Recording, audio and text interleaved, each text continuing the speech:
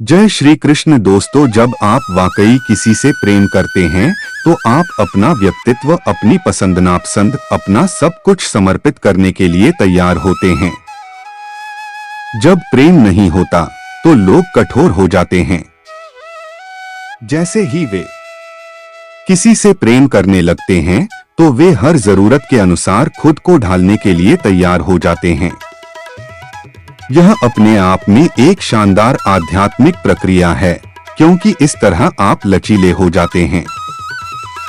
प्रेम बेशक खुद को डोट मिटाने वाला है और यही इसका सबसे खूबसूरत पहलू भी है। आप इसे कुछ भी कह लें, मिटाना कह लें या मुक्ति कह लें, विनाश कह लें या निर्वाण कह लें। जब हम कहते हैं शिव विनाशक हैं, तो हमारा मतलब होता है कि वह मजबूर करने वाले प्रेमी हैं। जरूरी नहीं कि प्रेम खुद को मिटाने वाला ही हो, यह महज विनाशक भी हो सकता है। यह इस बात पर निर्भर करता है कि आप किसके प्रेम में पड़े हैं। तो शिव आपका विनाश करते हैं, क्योंकि अगर वह आपका विनाश नहीं करेंगे तो यह प्रेम संबंध असली नहीं है। आपके विनाश से मेरा मतलब यह नहीं है कि आपके घर का, आपके व्यापार का या किसी और चीज का विनाश, जिसे आप मैं कहते हैं, जो आपका सख्त व्यक्तित्व है। प्रेम की प्रक्रिया में उसका विनाश होता है और यही खुद को मिटाना है। जब आप प्रेम में डूब जाते हैं तो आपके सोचने का तरीका, आपके महसूस करने का तरीका, आपकी पसंद नापसंद, आपका दर्शन, आपकी विचारधारा, सब कुछ पिघल जाता है। आपके भीतर ऐसा अपने आप होना चाहिए और इसके लिए आप किसी और इंसान का इंतजार मत कीजिए कि वह आकर यह सब करे।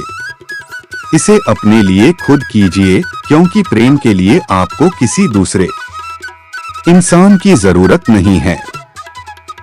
आप बस यूं ही किसी से भी प्रेम कर सकते हैं। अगर आप बस किसी के भी प्रति हद से ज्यादा गहरा प्रेम पैदा कर लेते हैं, जो आप बिना किसी बाहरी चीज के भी कर सकते हैं, तो आप देखेंगे कि इस मैं का विनाश अपने आप होता चला जाएगा। कौन क्या कर रहा है इस पर ध्यान मत दो, केवल हमें सुधरना है इस पर ध्यान दो। हमें दूसरों के काम से ज्यादा अपने काम पर ध्यान देने की जरूरत है। अपना सुधार कैसे कर सकते हैं, इस बात को जानो और काम करो। हमें सच्चा प्रेम प्रभु से प्राप्त होता है। किसी व्यक्ति से क्या होगा? कोई व्यक्ति हमसे प्यार कर ही नहीं सकता, क्योंकि वो हमें जानता ही नहीं, तो कैसे करेगा? अर्थ यह है कि सच्चा प्यार केवल और केवल प्रभु या भगवान से ही हो सकता है, किसी इंसान से नहीं। प्रभु एकमात्र ऐसे हैं जो हमें जानते हैं। मनुष्य जीवन सत्य मार्ग के लिए है। अच्छे बनो, माँ बाप की सेवा करो, बीमारों की सेवा करो, यही मनुष्य जीवन है।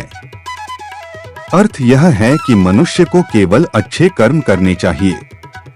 माता पिता की सेवा श्रद्धा भाव से करें। जो बीमार है उनकी सेवा करें, यही असल जीवन है। जरूरतमंदों के लिए हमेशा अपना हाथ आगे बढ़ाएं। प्रातः काल जब उठे तो गुरुदेव को प्रणाम करके निश्चय करें कि आज हम पूरा का पूरा समय आराध्य देव में लगाने की पूरी चेष्टा करेंगे। अर्थ यह है कि जब भी सुबह सवेरे उठें तो ईश्वर का नाम जपें, उनको प्रणाम करें और आराध्य में ध्यान लगाएं। सभी समस्याओं से सुलझने का एकमात्र उपाय है प्रभु को अपना वास्तविक मान लो, उनकी जगह पर किसी को मत बैठा लो। अर्थ यह है कि प्रभु को अपना सब कुछ मान लो। प्रभु का दर्जा सबसे ऊपर है। सभी समस्याओं को सुलझाने वाले हमारे प्रभु ही हैं। मूल रूप से प्रेम का मतलब है कि कोई और आपसे कहीं ज्यादा महत्वपूर्ण हो चुका है। यह दुखदाई भी हो सकता है, क्योंकि इससे आपके अस्तित्व को खतरा है। जैसे ही आप किसी से कहते हैं मैं तुमसे प्रेम करता हूं, आप अपनी पूरी आजादी खो देते हैं। आपके पास जो भी है आप उसे खो देते हैं। जीवन में आप जो भी करना चाहते हैं वह नहीं कर सकते। बहुत सारी अड़चने हैं, लेकिन साथ ही यह आपको अपने अंदर खींचता चला जाता है। यह एक मीठा जहर है, बेहद मीठा जहर।